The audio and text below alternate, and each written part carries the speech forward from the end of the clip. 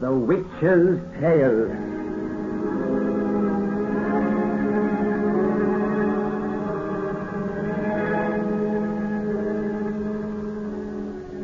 The fascination of the eerie, weird, blood-chilling tales told by old Nancy, the witch of Salem, and Satan, her wise black cat. They're waiting for you, now.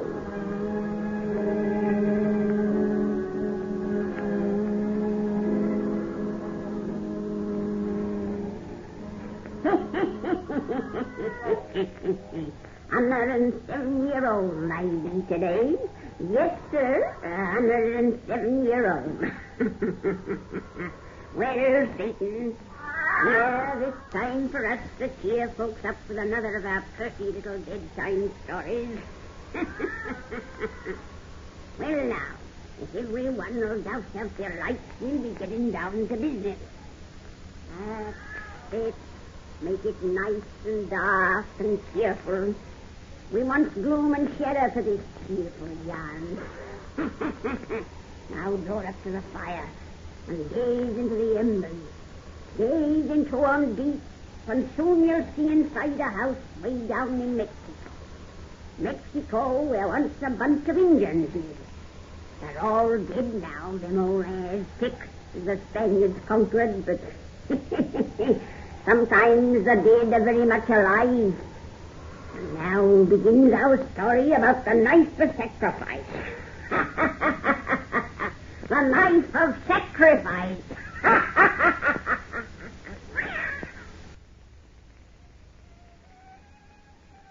I see, Mrs. Deegan. Just another robbery beat there. Well, certainly the champions tonight, Mr. Ryer. Your deal. You and I'll take him for a ride this time, Pete. I doubt it. I can't keep my mind on cards while that mestizo out there keeps up his rotten fiddling. Isn't he ever going to stop? You're not still objecting because Manol chooses to serenade his beloved in this gorgeous moonlight. If it puts that fat cook of ours in good humor, I hope he keeps it up all night. So do I. Then perhaps you'll think of something else to feed us besides tortillas and frijoles. Tortillas, frijoles, and don't forget the enchiladas. If I ever get out of this infernal country, I hope never to taste, see, smell, or hear anything Mexican again as long as I live. And that remark from a gentleman who was christened Pedro Jose Marie Morales. Since we came to Zacatlan, Pete, you've certainly acquired a grudge against the land of your ancestors. Oh, chuck that, will you? You know the only thing Mexican about me is my name and my looks. I can't even speak the language of the blasted country. I wish you and your wife would lay off about my half-breed ancestry. You hear that, Eunice? Pete would have us forget that on the maternal side he's a direct descendant of the Emperor Montezuma. All right, Pete. I promise never again to mention that you resemble an Aztec king, and that I'd give anything to see your bronze beauty draped in a feathered cloak and headdress. Well, I got the car's old belt. Pick them up. Oh, let's not play anymore. Bridge in this tumble-down Dobie shack seems more out of place than ever tonight. You didn't expect Ritz-Carlton accommodation on an archaeological expedition in the wilderness, I hope. Oh, Pete is down in the dumps tonight. Pretty soon we find what we came here to look for. And then, you feel fine again, huh? When we find what we came here to look for, I won't feel anything. I'll be dead. Oh, snap out of it. How can you be so discouraging when this morning we found the proof that we're searching in the right spot? Proof? That obsidian knife? What does that prove? Except that some Aztec lost it here 400 or 500 years ago. But, Pete, Dr. Meyer and I have explained that it's a sacred knife. A knife of sacrifice, used only by high priests. Such things weren't carelessly lost, any more than the altar vessels of the Christian church would be. I should say not. It was buried, hidden in the ground, and by design, not chance. You know it's a clue to what we're all seeking. It's only a question of time now before you and Carl and Dr. Meyer find the treasure. Oh, I know I'm acting like a bad sport, Eunice. But we've been digging in this godforsaken hole for nearly 6 months now, and... Oh, it's all right for Carl and Doc here. They're scientists.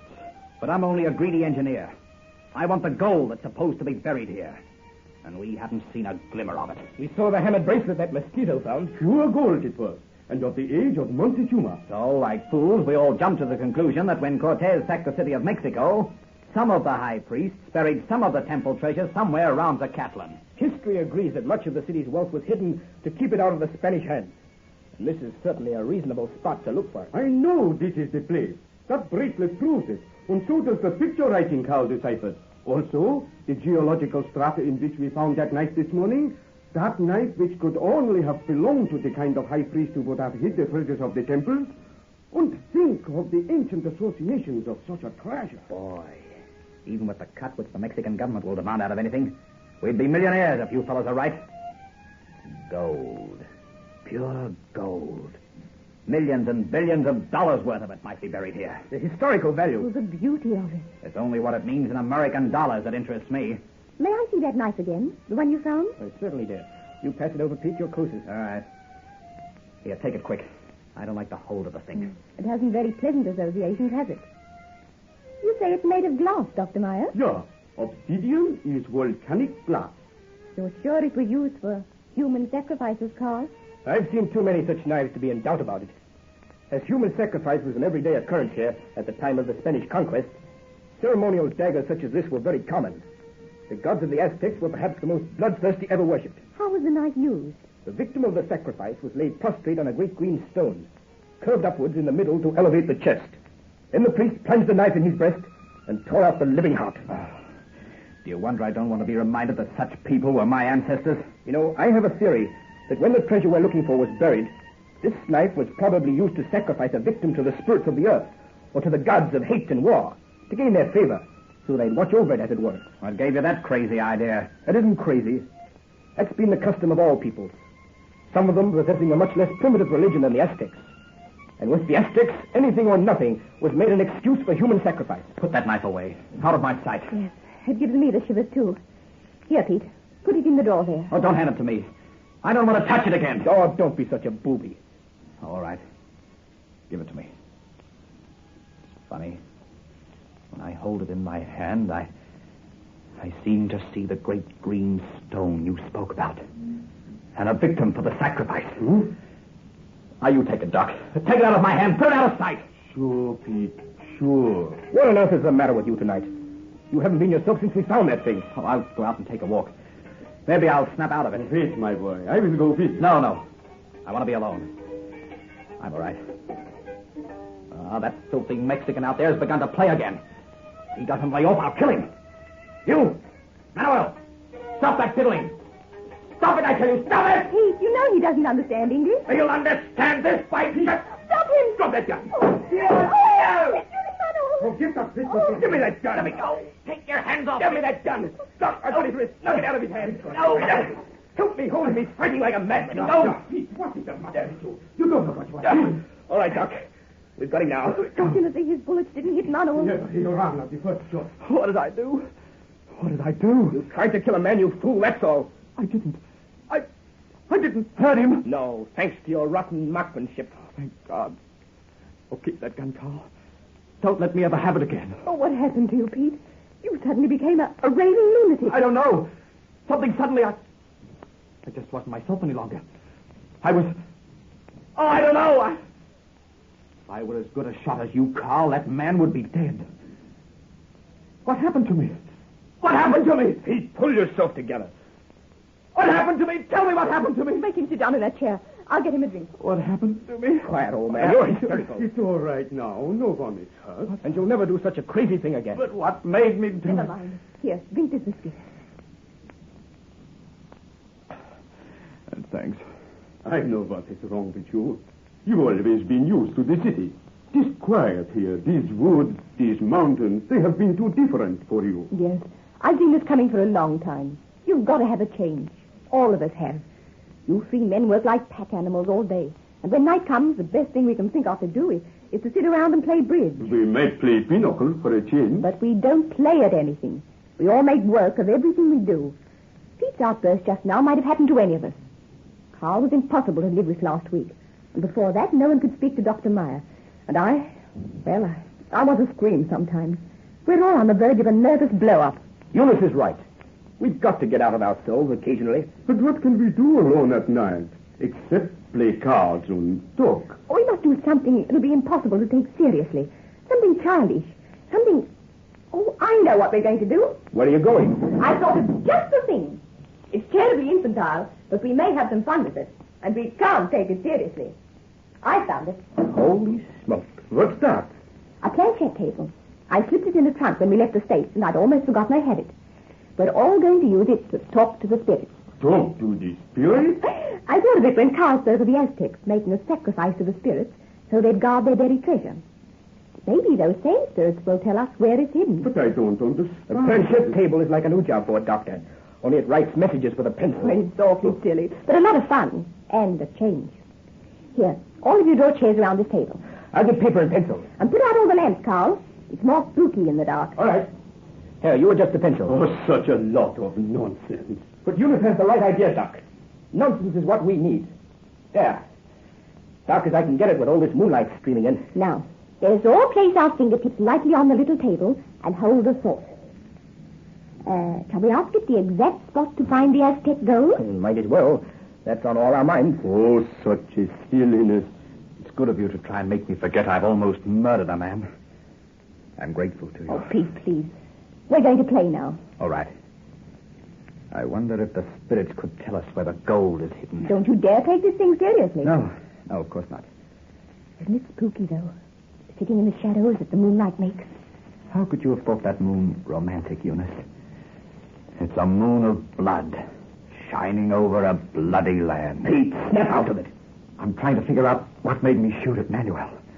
Maybe it's the blood of my murderous ancestors who tore hearts from living bodies. Oh, please. Maybe this land of theirs is making me revert to type. Pete, you talk like a fool. Oh, stop talking altogether and keep your mind on the question.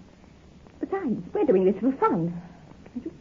You give me the creeps saying things like that in this dark room and... I won't say anything more. It is a strange moon. I see shadows in it. Oh, stop it. Where's the fun here? This thing don't move. Come on, Planchette. Where did the Aztecs hide their treasure from the temples? Oh, you've got to be respectful to spirits.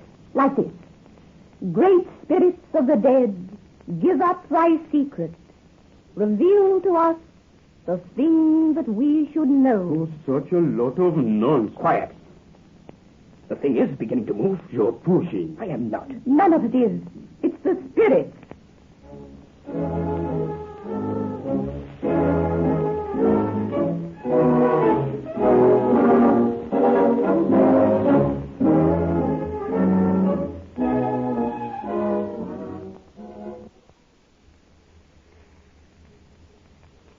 The planchette is going fast.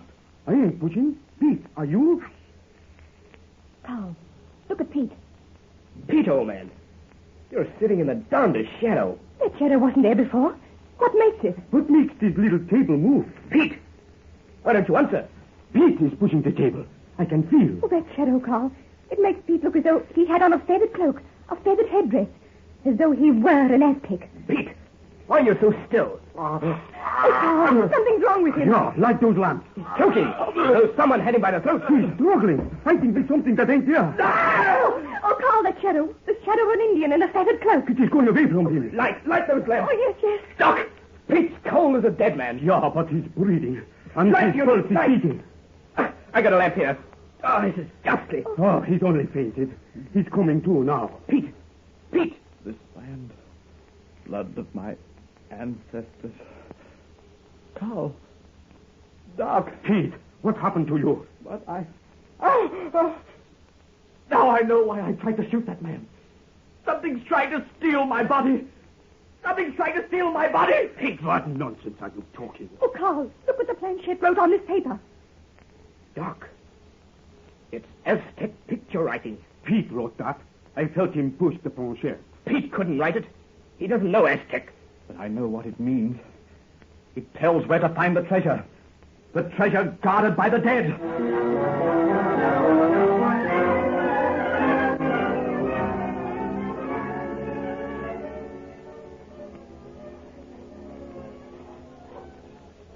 I see. This is the place. This is the place. Dig, you mestizos. Dig. I knew that what I wrote that night would lead us to the treasure. Pete, you couldn't have made that picture writing. Well, if I didn't make it, who did? I don't know.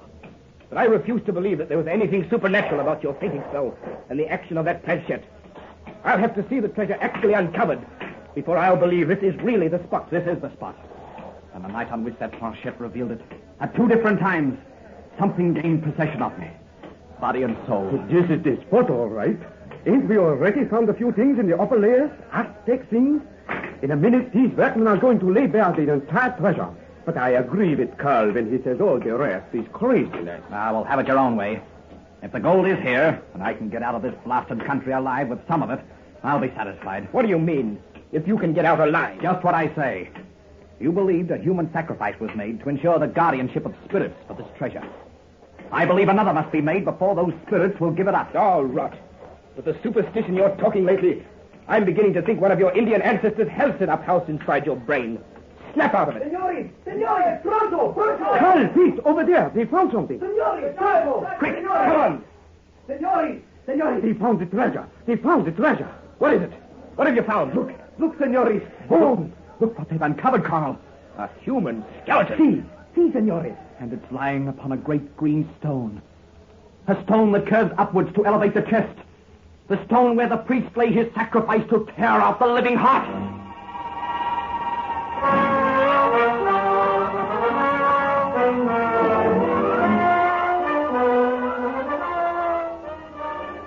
There's nothing we can do with him, Eunice. Since the men uncovered that green stone and the skeleton, he's absolutely convinced that the only way we'll ever reach the gold is by means of a human sacrifice to what he calls its guardian spirits. The man's mad as a March hare. I wonder. It's been over a week since you found that stone, Carl. And that's all you found. How can you say that when you've seen the vault of masonry it covered? Inside that vault must be the temple treasures. But you have been unable to penetrate that vault. Because the priests did their work so well. It's as strong as a modern safe. You have modern tools, the sort that would force any modern safe. We've had accidents with our tools. I've told you, one on top of another. But when we get that fresh dynamite from Mexico City tomorrow and some decent detonating apparatus... Carl, why do you suppose the explosives you already have never failed to work before? Why will they work now anywhere excepting on that vault? Why do your tools break or lose their edges? Why? If you're suggesting there's a supernatural reason, cut it. I hear enough of that stuff from Pete. He's got all the workmen believing it. Our failure to break open that vault has been due to simple accidents, coincidences. There's nothing supernatural in the world. Yet, by the supernatural, you found where the vault was buried. Pete lied to us. He moved that planchette table, and all the time he must have known the ancient picture writing. And the location of that vault, and the great green stone that covered it? Oh, Carl, he's never been in Mexico before. But if it was a spirit who guided his hand that night, why should it have revealed the hiding place? Because it was blood-hungry, perhaps. Its sacrificial knife demands another victim. Oh, Carl, I've come to believe as Pete does. And remember, the spirit revealed that vault through a descendant of the race which hid it, not through us, whose ancestors destroyed that race and its religion. If there's any truth in that bunk, Pete isn't in danger at all as he thinks. No, but we are. Oh, Carl, I've grown afraid in the last few days. I can't bear to look at the moon at night. It seems a moon of blood, as Pete has called it. His people worship the moon, you've told me, with their other gods. A moon of blood, shining over a land of blood. Oh, let's go away from here, Carl. Let's go away. Before we open that vault and find the treasure? Yes, it's not for white men. You're talking nonsense. Tomorrow we'll have the new explosives, and then we'll see what's in that vault.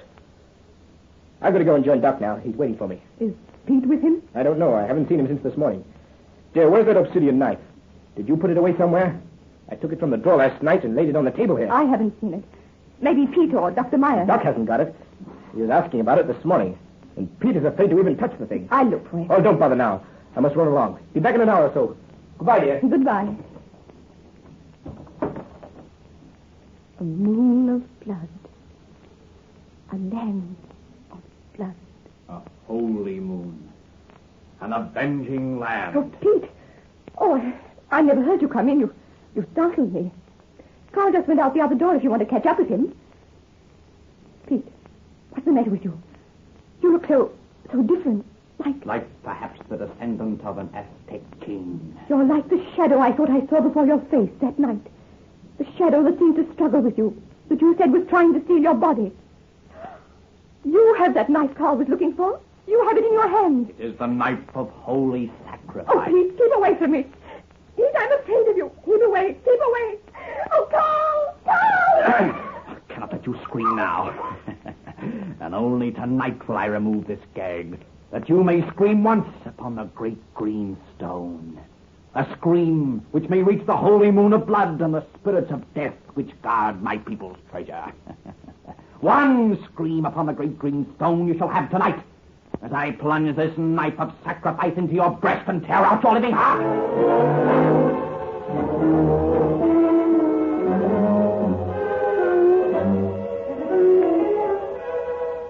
Where can Eunice be, Doc? It's 3 hours since I went home, and she was gone then. We should have remained in the house and waited for her. Now perhaps she has come back while we are out here looking. But we did wait in the house until it began to go dark. She never stays outside so late. All this crazy stuff Pete has been saying has made her afraid of the moonlight. Maybe she's with Pete. They used to take long walks together. Not since he began to get so queer. When one is worried, Carl, one is never reasonable. Pete has not been at the digging all afternoon. I bet anything we'll find them safe now at the house. Well, maybe you're right. Come on back and see. All right. She wouldn't be over in this direction anyway.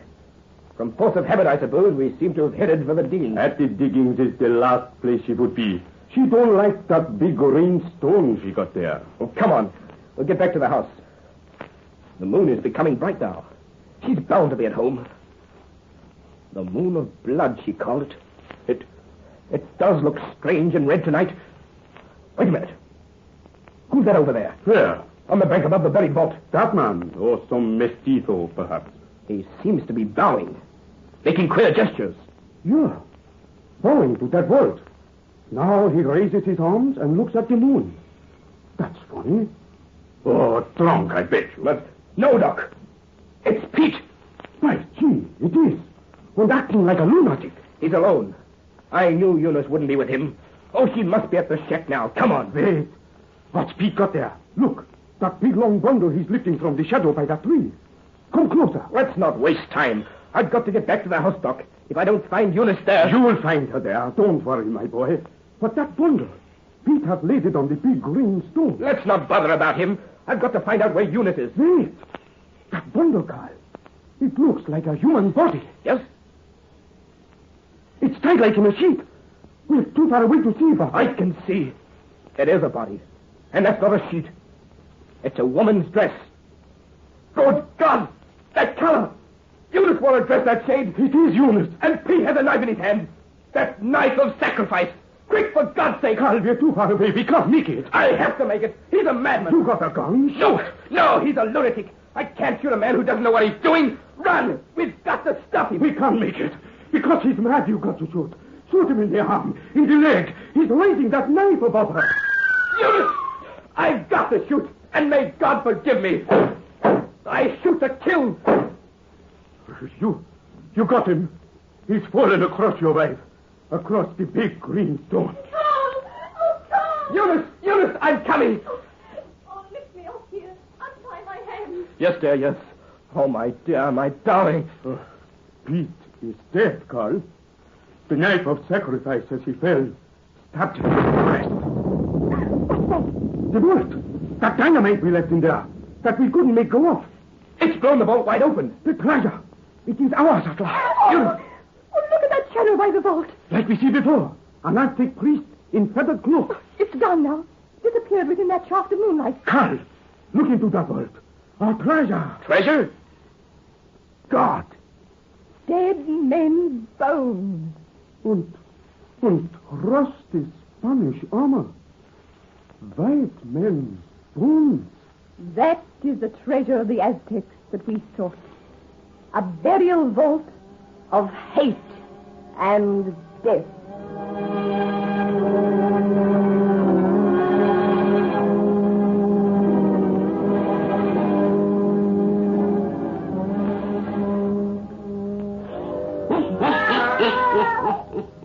Well, that's the end of that, Satan. Come see us again and we'll tell you another pretty bedtime story. Well, you got to go home now. Satan and me's got business to tend to. Important business. Hey, Satan? Near midnight, Satan.